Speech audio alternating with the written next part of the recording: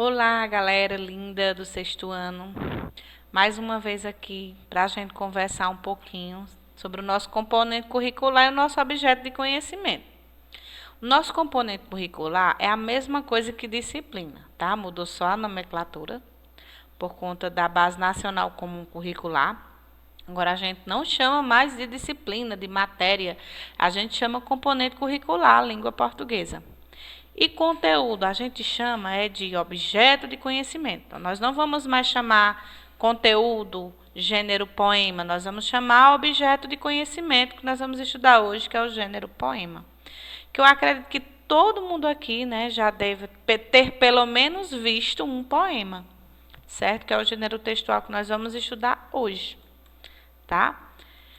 No nosso slide, para estudar esse gênero, um gênero muito bacana. Nós vamos começar com um poema lindo, bem divertido, de Carlos Drummond de Andrade, chamado Cidadezinha Qualquer, tá? Então, nós temos aqui, quanto à estrutura, perceba que o gênero poema, né, ele é um texto, né? Quanto à forma, ele é organizado de forma vertical, tá? E cada linha dessa a gente chama de verso. Cada linha dessa, perceba que não tem o espaçamento, que é do espaçamento dos parágrafos, né? Elas estão alinhadas uma abaixo da outra, né, de forma vertical, tá? E que a cada conjuntinho de versos, perceba que desse bloquinho para esse há um espaço. Então, quando há o espaçamento, nós percebemos que é o final do verso. Aliás, o final da estrofe. Do estrofe para outra há um espaço. Então, cada linha dessa da estrofe a gente chama de verso. E o conjunto dos versos a gente chama de estrofe. Não é obrigado, nem todos os poemas terão rimas, né? O que são rimas? São as repetições de sons, ou no final, ou no meio, né? De dois ou mais versos. E essa repetição desses sons, que vem geralmente no final, né? De dois ou mais versos, é o que vai conferir a musicalidade, né, ao poema. Vocês sabiam que a música é um poema? Ele é estruturado de forma vertical, né? Ele é estruturado com versos e estrofes. Pois é, quando vocês vão observar a letra das músicas, vocês percebem que a estrutura dela, né, é a estrutura de versos e estrofes, certo? Pertencente ao gênero poema. E que a rima é o que vai dar musicalidade, é o que vai dar ritmo à música. Tá certo? Aí nós temos aqui o poema, né, de Carlos Drummond de Andrade. Casas entre bananeiras, mulheres entre laranjeiras, pomar, amor, cantar. Um homem vai devagar, um cachorro vai devagar, um burro vai devagar. Devagar, as janelas olham. Eita vida besta, meu Deus! Percebam que a linguagem do poema, né, é uma linguagem subjetiva. O que é uma linguagem subjetiva? Uma linguagem em que o leitor ele pode ter várias interpretações, certo? A linguagem que permite várias interpretações. Por quê? Porque nós conferimos no poema as figuras de linguagem, né, a linguagem conotativa. O que é uma linguagem conotativa, professora? É aquela linguagem em que eu posso, né, atribuir vários significados às palavras. As palavras elas não vão estar no seu sentido real, no seu sentido literal. As palavras elas vão estar em um sentido figurado, de acordo com o contexto. O que a gente vai perceber também que no poema, o narrador do poema, né, vai se chamar de eu lírico ou eu poético. Enquanto no texto narrativo nós temos narrador, né, que é quem narra a história, quem conta a história, no poema nós vamos chamar esse narrador, que no caso não é o narrador, de eu lírico, o eu poético. E esse narrador, né, esse eu lírico, na verdade, poema, eu lírico, poema, eu poético, ele pode dar, né, vozes a várias situações. Ele pode dar vozes ao ambiente, ele pode dar vozes aos animais. Então, a linguagem do poema é uma linguagem bem criativa, né? Bem cheia de recursos. Aqui, né, nós vamos fazer uma pequena interpretação do poema de Carlos Drummond de Andrade, certo? Sabendo que nós vamos perceber vários recursos, né, utilizados na elaboração do poema. Primeiro é o seguinte: qual é o sentido que o uso do diminutivo atribui à palavra cidade? Então vamos lá. Aqui, quando ele diz cidadezinha, né, qualquer, essa palavra cidadezinha, o que é que remete? Remete a quê? Por que que ele usa o diminutivo nessa palavra? Alguém sabe por quê?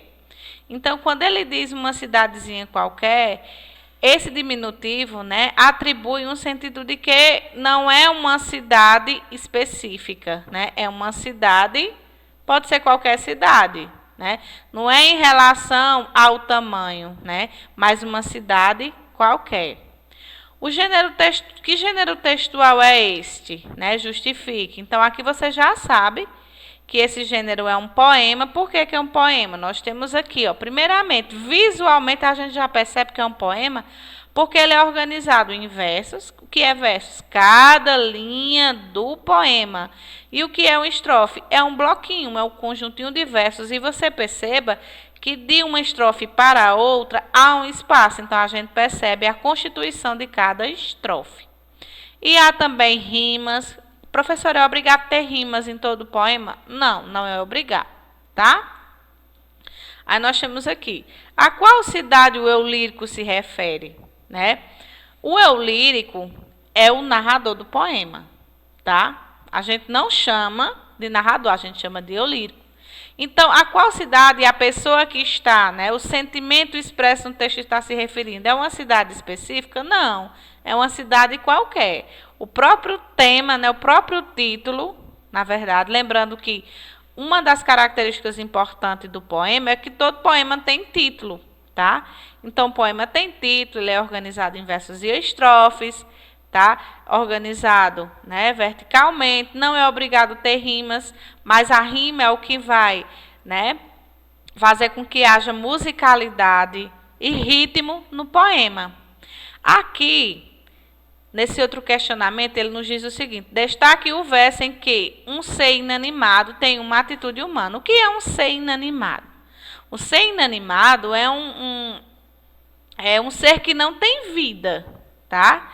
E algum ser aí que não tem vida, ele teve uma atitude humana. Então, a esse recurso linguístico a gente chama de prosopopeia ou personificação. O que é isso? É uma figura de linguagem em que seres que não têm vida assumem atitudes humanas. Então, vamos perceber lá no poema onde é que existe.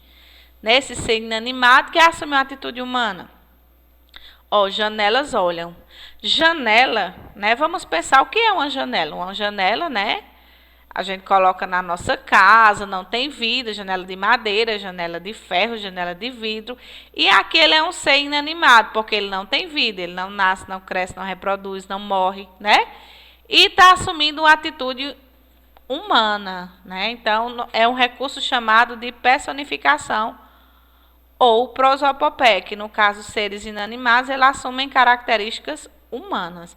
No caso é a janela aqui, o ser que não tem vida, que assume característica humana.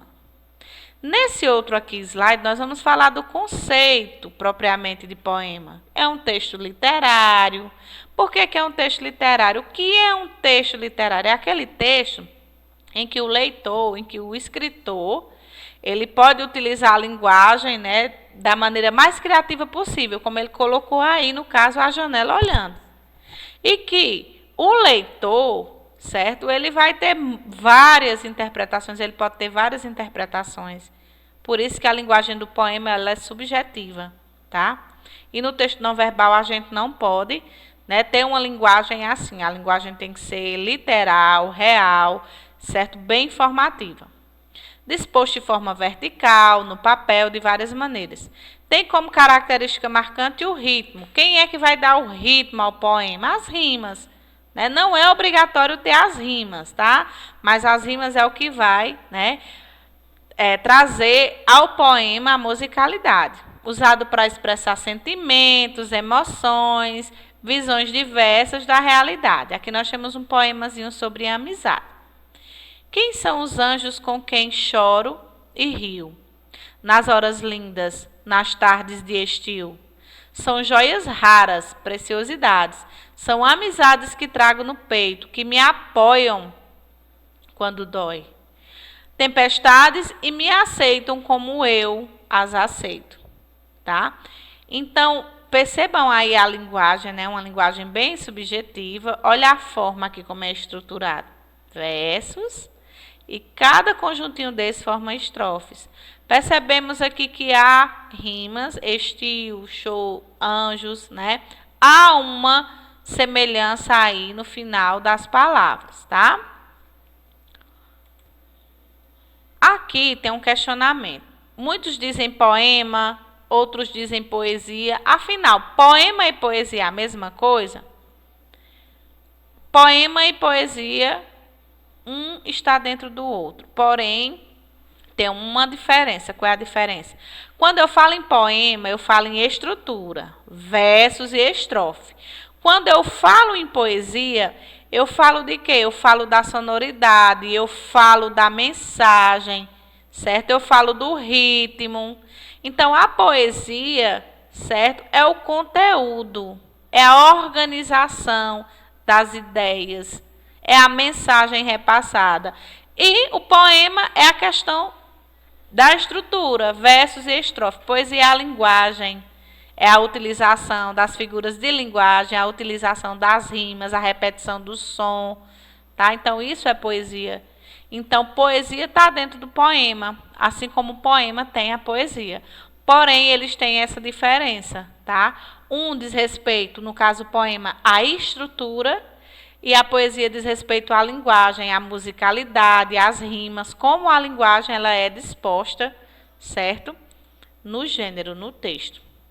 Aqui nós temos um resumão, né, das características desse gênero textual, que no caso é o poema, certo? Que quanto à forma ele é estruturado em versos e estrofes, quanto à sonoridade nós observamos as rimas, quanto à linguagem, a linguagem é subjetiva. O que é uma linguagem subjetiva? Aquela linguagem que ela permite várias interpretações, várias deduções, tá? É uma linguagem conotativa. O que é uma linguagem conotativa? A linguagem figurada, né? Aquela linguagem que eu encontro vários recursos nela, como as próprias figuras de linguagem, a metáfora, a personificação que eu expliquei para vocês, que foi quando a janela, que é um ser que não tem vida, né, assume características humanas e possui um título, né? O poema ele tem que ter um título, é o nome, né, do gênero. Então, eu espero que vocês tenham compreendido um pouquinho sobre esse gênero. Qualquer coisa, assiste novamente a aula, entre em contato com o professor, tirar dúvida, tá? E eu aconselho vocês fazerem leituras de poemas. Não é uma leitura complicada, você vai perceber a mensagem, você vai perceber como é bacana a organização das palavras, né? Toda a subjetividade que tem um poema, tá? Então, eu agradeço a presença de vocês, um forte abraço virtual e até a próxima aula.